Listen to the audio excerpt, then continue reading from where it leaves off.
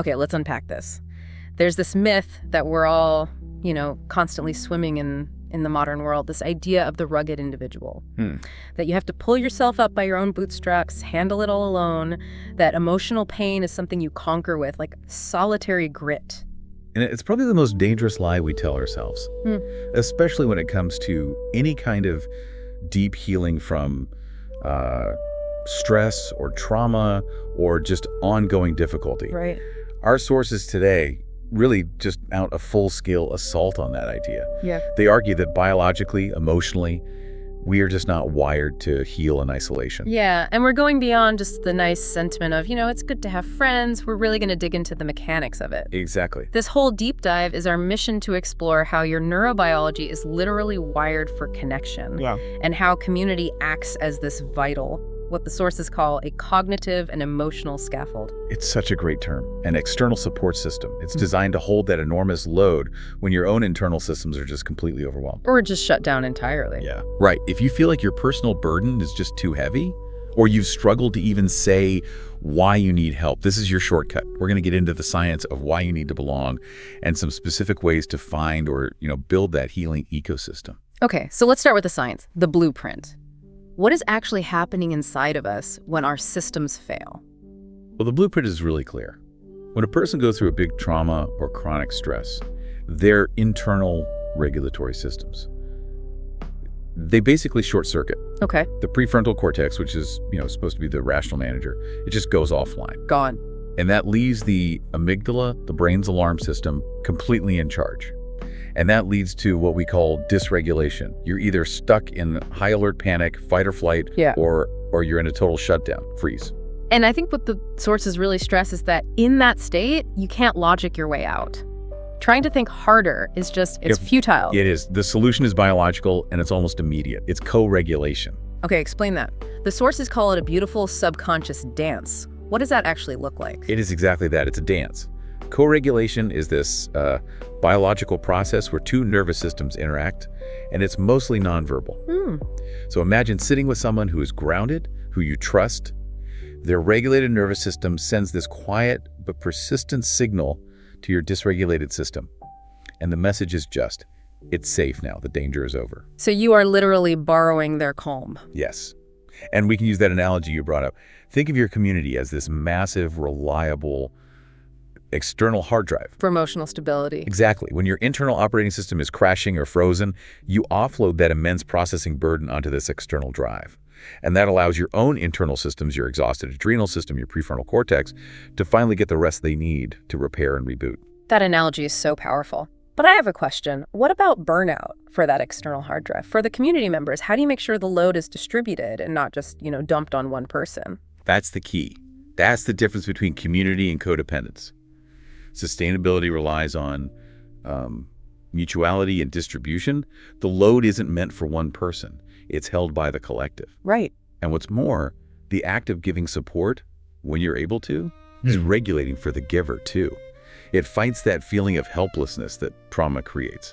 So the resources, the calm, the burden, it's all constantly circulating. It almost sounds like a pharmacological effect. It is. The neurochemistry of connection is basically the community's natural pharmacy. The second we feel safe, non-judgmental interaction, our body responds. It starts releasing oxytocin. So love hormone. Right, and oxytocin actively dampens the amygdala, our fear center. This is measurable stuff. We're talking about a chemical injection just from belonging. Whoa. And you also get boosts in dopamine, which helps with motivation, and endorphins, the body's natural painkillers. They cite studies where just sitting in a non-judgmental circle can physically lower your heart rate and your blood pressure. Connection is medicine. Okay, so that's the chemical side. Let's talk about the psychological side, and maybe the biggest thing that keeps people isolated. Shame. Trauma and distress, they create this crushing internal story of failure, right? How does community break that down? Well, shame is basically the belief that you are uniquely broken, and it only survives in secret.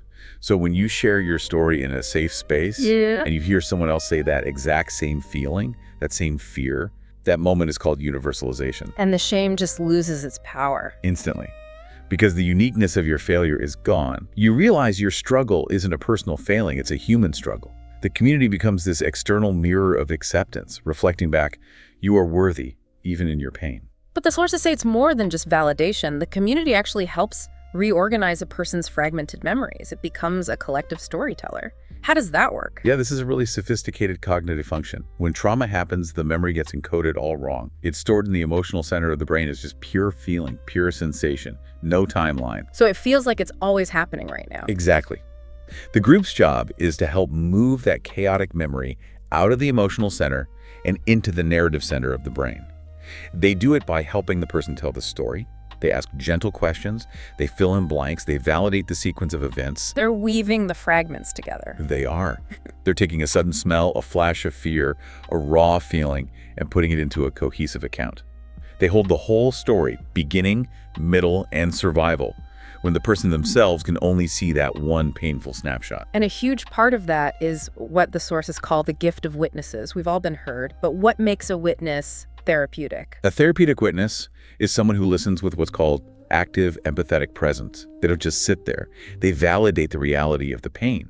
And if your trauma involved being dismissed or disbelieved, which is so common, having multiple people just nod and say, yes, that terrible thing happened, it's profoundly reparative. It's like social justice on a micro level. It confirms your pain is real. Your experience is valid. Okay, let's shift to the environment. Trauma is chaos. So the community has to bring back order. Talk about the architecture of belonging. When your internal world is chaotic, your body is just always braced for impact. The community acts as an anchor. So the architecture, consistent meeting times, predictable rituals, rules of confidentiality, all of that reintroduces external order. And that stability lets the nervous system finally relax. It does. The body can finally think, I know what's going to happen, I know the rules. That mundane predictability lets you finally unclench. It's an environmental intervention. One of the deepest wounds from that chaos is the inability to trust anyone. You build these walls, so how do you learn to trust again without getting hurt? I love this concept from the sources, the social risk laboratory. That's the perfect term for it. A safe community is a low-stakes lab for practicing vulnerability. You can start small, you share one tiny piece of your pain, and when the group responds with acceptance, not abandonment, your brain starts to update its beliefs. The belief that vulnerability leads to rejection. Exactly. And in the lab, you slowly replace that with a new belief. Vulnerability leads to connection. It's this repeated positive reinforcement that gradually rebuilds your capacity for attachment. But what if the lab fails? What if someone takes a risk and the community does judge them? Doesn't that just make things worse? That's a crucial point. Failure is going to happen. But a healthy community doesn't just offer support, it models repair. If a mistake is made, if a boundary is crossed, the group's ability to see it, apologize, and reestablish trust. That becomes the most powerful lesson. That rupture is survivable, and repair is possible. Yes, that's an absolutely essential distinction. Okay, and let's touch on the mental state of suffering. That tunnel vision you get when you're in pain. It feels like this is your entire reality forever. The community becomes the hope weaver. They hold the possibility of a future when you literally can't see past the next 5 minutes. And the most powerful intervention isn't some nice platitude. It's the empirical evidence in the flesh. It's seeing someone who was in that exact same tunnel, but found a way through. The person who stands up and says, 6 months ago, I was exactly where you are now. And today I'm finding joy again. That is tangible, undeniable proof that change is possible. The hope weaver holds the map while you just focus on surviving the moment. Now for the really heavy lifting, let's talk about the psychological concept of the container. The container is the group's collective capacity to hold an individual's most intense, chaotic emotions, grief, rage, despair, without collapsing or judging. That non-reactivity is so important. If someone is expressing pure rage, the human impulse is to either fix it or shut it down. Right, but non-reactivity means the group holds the emotion without absorbing it. So if someone is raging about how unfair life is, the container doesn't argue. It doesn't say, calm down. It just mirrors. I hear your rage. That must feel devastating. That teaches the person that their feelings are survivable. They aren't going to destroy the relationship. They're transient. That stability has to extend to practical life, too. The practical mechanics or shared labor. Yes, because when you're deep in a crisis, the basic daily tasks, they just dissolve. The dishes pile up. The bills go unpaid. And that visible failure just fuels the shame. Right, it's a vicious cycle. The shame makes the depression worse, which makes it harder to do anything. Exactly. So those tangible acts of help a meal train, help with paperwork, a ride to an appointment, that's not just incidental support. That is structural healing. It reduces the acute stress so you have the cognitive energy for internal repair. The message is, your survival is a collective priority. Okay, to make this really concrete for you, the listener, the sources outline 3 different community archetypes. Let's start with the most structured one, the formal support group. So this is your AA, your Al-Anon, your grief counseling groups. They provide structured validation. The healing mechanism is that the shared struggle is the price of admission. You don't have to explain yourself. The structure itself is a tool for recovery. Okay, next is the intentional learning community. This one seems a little counterintuitive for healing. It's so effective because it's not about the symptoms. This is your craft co-op, your book club, your volunteer group. The healing is indirect. It provides efficacy and distraction with purpose. It pulls you out of that internal loop of suffering and reminds you that you have an identity outside of your struggle. You're a potter, a writer, a volunteer, not just a patient. And finally, the most subtle one, the unspoken community. This is all about unconscious co-regulation. It's the feeling you get from being a regular at a coffee shop or sitting quietly in a library. The healing isn't from talking, it's from the ambient noise of regulated, functioning humans. It's a quiet signal of safety without any pressure to perform. We have to address the modern paradox here. Online communities, they're so accessible, but the sources are pretty cautious about them. They are. They can be a vital first step, but they face this paradox of shifting from authentic connection to curated performance. Real healing needs messy, unedited vulnerability. And if the platform is all about broadcasting your best self, it becomes a stage, not a container. True digital healing really only happens in small, private, closed groups, where the goal is vulnerability, not viewership. So after all of this, the science, the psychology, the mechanics, what's the big synthesis here? We started by taking on the myth of the lone wolf. And we have to end by redefining what strength really is. True strength is not about your ability to bear the entire burden alone. It's the wisdom to distribute the load. The synthesis is this.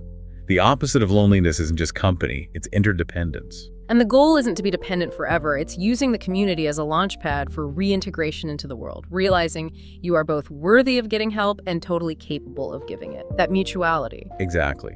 Your vulnerability becomes a gift that strengthens the whole community. So to apply this, to really live this, let this mantra guide you as you build your own scaffold. Share the load, hold the space, trust the scaffold. And remember that the community is a living contract. It has to be actively renewed every day. So here's your final thought to ponder. Go be the change and be the witness that you needed when you were struggling.